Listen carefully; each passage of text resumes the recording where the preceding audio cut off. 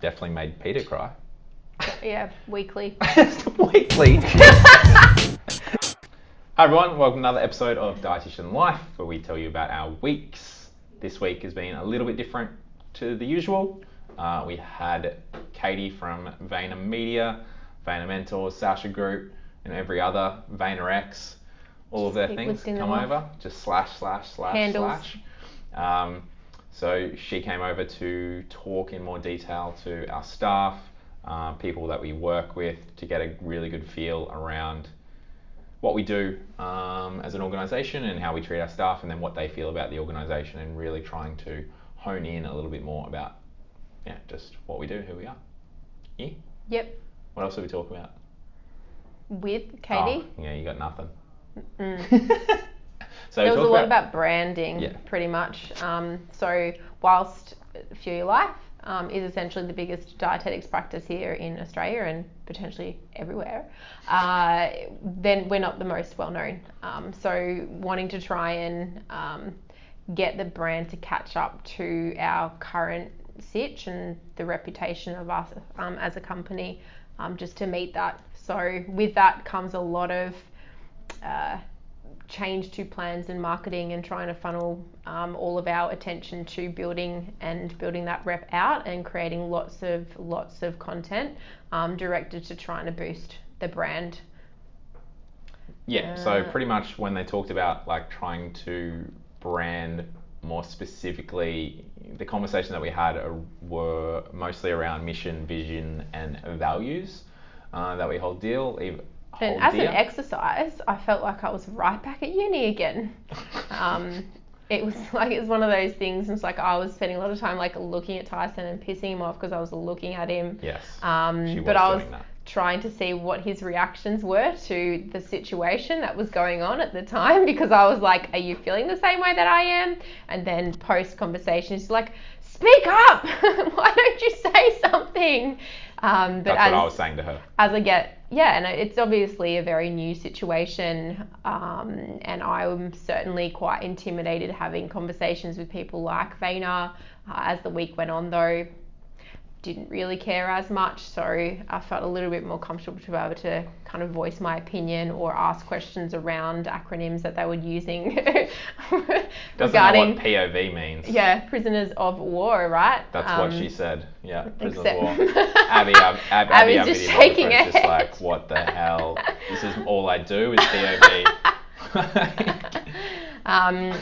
Just because you don't want to look stupid, even though obviously I looked stupid when I asked that question, but just feeling confident in being able to say the right things, or to ask the questions, or to just say no, because these people are experts in the field, and obviously trying to help us, but they obviously have no idea about dietetics and haven't lived it for the last 10 years, I guess. So it was a good opportunity for us to kind of voice where we are and what we are, and our no bullshit approach hopefully got across to her that that's what we want to stand out to be.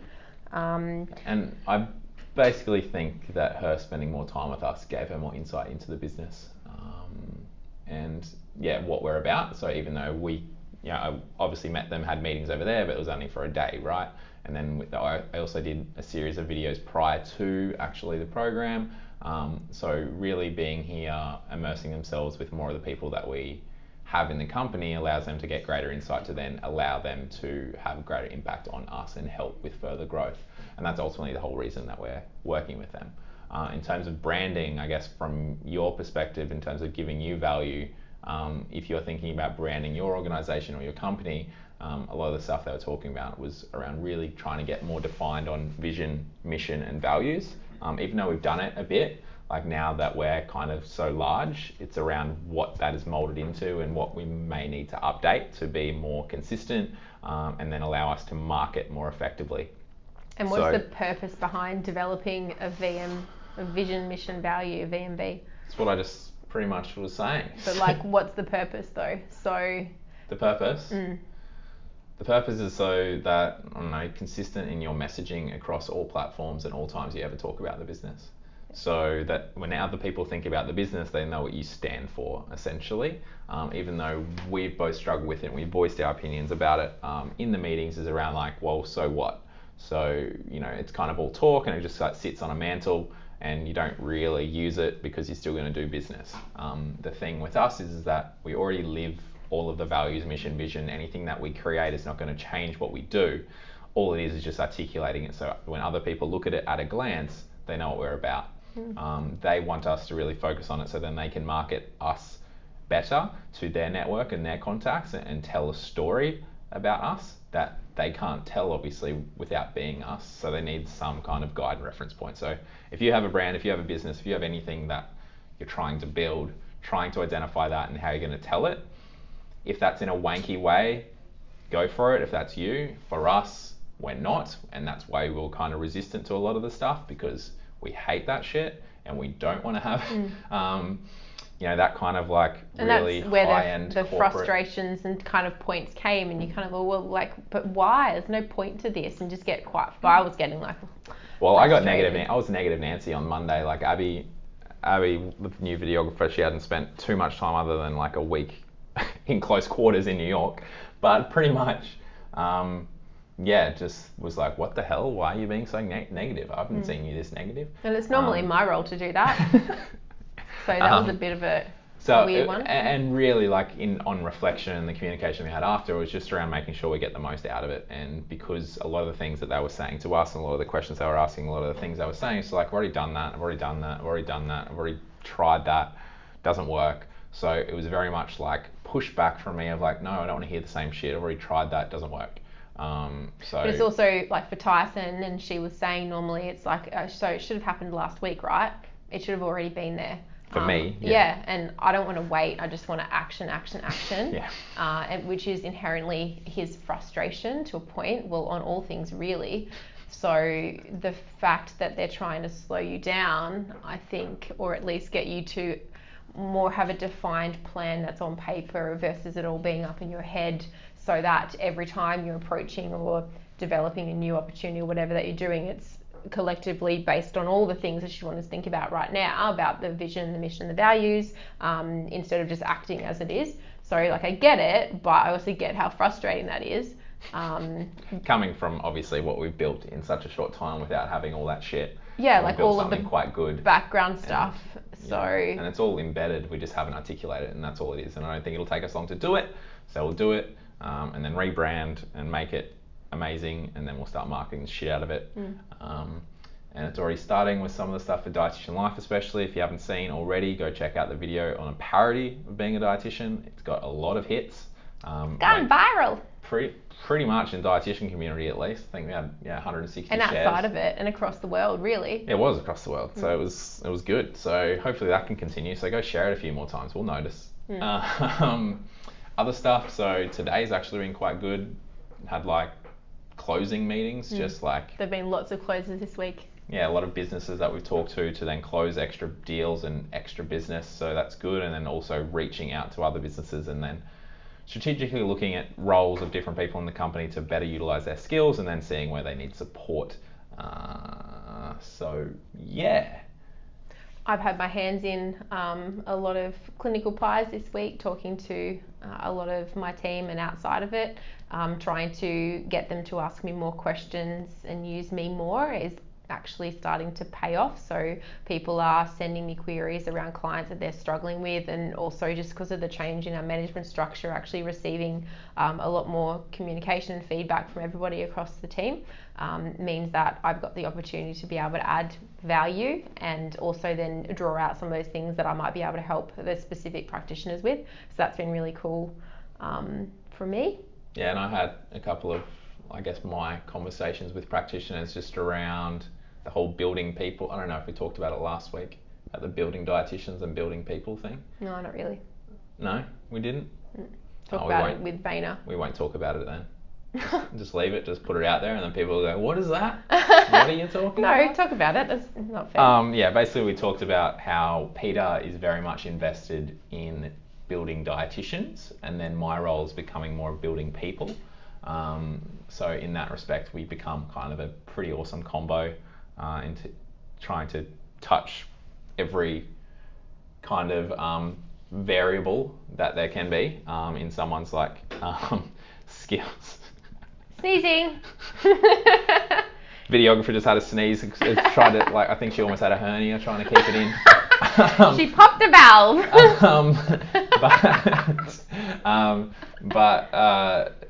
Basically about building people and building dietitians. So Peter's kind of focusing a lot more on the clinical aspects, and then when dietitians are getting to a point where it's not a dietitian problem, it's more of a, how can we unlock that different kind of mental barrier that I've kind of got decent at. So just working together to kind of better support and better produce or develop our staff. And managers probably as well too. Yeah, I think managers, with the change in structure, and some of the managers that are obviously new to dietetics really still, but also they're new to management. Tyson and I were sort of talking around some of them that are struggling a little bit just in terms of that sort of people management of things, and when to kind of push and when not, and when to go harder and when to kind of just let it settle, which is, I think, just an experience thing, to be honest, and not knowing what they need to do or how to say something, I think, to get the best outcome. Yeah, and it's knowing what line. I guess the thing is with people that just start managing people, or just have hired someone, if you're running your own private practice and you've just hired someone, is around what the line is in terms of when to push hard and when to ease back. And I guess even experienced managers really struggle with that, and depending on the individual that you're talking to, it can be very vastly different. But it's knowing how to word it so that your intent is not overshadowed by how you're actually saying it. And you do things differently. So, for example, something that Tyson does a lot is, so you might kind of just listen, you'll be listening to something that someone says, and to a point your kind of spidey senses pop up and you go, oh, really? Is that okay? Tyson would generally go, no. Nah. Stop it. Do this instead. When I know that at times it would just kind of roll on, and then something isn't fixed or changed, or and then it continues. So it's being able to draw the line definitively and actually say no, or say yes, absolutely, or do it a different way. That can be really, really hard, because you might still be rolling with whether that's the right way to go about it in yourself, and also it might be around a particular decision that you're not completely sure about. So it's just that double guessing, the lack of clarity that can sometimes then be missed, and then those opportunities are missed out on. It's the same as when we talk about clients and missing out on those moments just because you're still thinking about whether that was the right way to say it, or you're thinking about other things. I think it's a skill being able to take it all in, operate, process and digest, and actually give an answer straight away, which is something that you do really well, and then other people are still working on that. So I think it comes with time. Yeah. To a point. Yeah, and it's also you as a human and kind of listening with everything, rather than just what they're saying and what they're not, is probably the biggest thing that I think it's hard for people to kind of learn. That it takes a lot of time if you're not really keen on that kind of aspect, and I analyze absolutely everyone in every little possible way. So that's what I enjoy. So that becomes easier to me because I enjoy it, whereas other people don't want to know the inner workings of why someone did something. I want to know 100% every single little possible thing, which seems weird and creepy, but it just helps me support them better. And I guess as a practitioner, people management, right? It is people management, but in terms of, I guess, a practitioner, if you're a practitioner, which a lot of you are or you're going to be, is that knowing, I guess, being open to hearing feedback is really important, and then knowing that support is not about hand-holding. That support is around giving meaningful feedback to help you be supported to grow. And that's, I think, a very big differentiator that I think not a lot of managers actually get as well, that they just baby someone and then the person never progresses. And we get a lot of dietitians that work for us that have never been really developed. They've felt supported, but it's more around handheld the whole time. It's like when Vayner was talking about this during the week, around to a point where everyone's just so nice to each other, and we're so friendly and so supportive, and it's this family, but then this family becomes completely ruined because nobody is fostering growth and nobody's giving meaningful feedback. Yeah. That it's all just really trying to look after and hug and coddle the person versus trying to get them to progress and develop. So to a point, that comes just with respect. So if you respect someone enough that the feedback that they give you might make you cry, or you might get upset, or it might hurt you, it still makes you still want to change. It's like when your parents get angry at you and you hate them at the time but you love them really. It's that kind of respectful situation where it still creates a good relationship, but they get the work done or they change or they improve. Yeah, and that's often hard, especially early on, to have respect if that person doesn't have a reputation whatsoever. But I think it's just knowing, who that person is, and again, coming back to the intent. And some people will screw up, and most managers are scared to give feedback that's may come across as critical because they don't want to upset the person. And that's generally I don't want to upset anyone or make anyone cry. I've made a heap of people cry. Most of them are still with the organisation though. I've definitely made Peter cry. Yeah, weekly. Weekly? Far out. At least fortnightly. What? Yeah. Like happiness though. Oh, it's on camera. Yeah, but anyway, it's just around knowing what it is, and then sometimes those honest conversations can create a lot of emotion.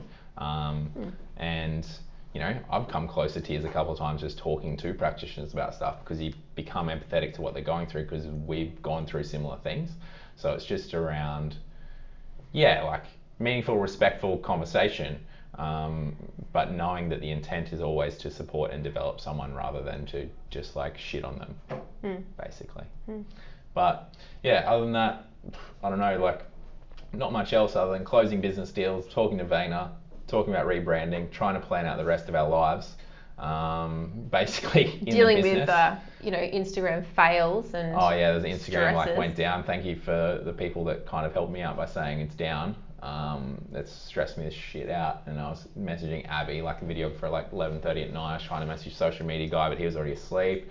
It was just killing me. But yeah, I thought I lost everything forever, and that was stressful. That was quite stressful. That was stressful.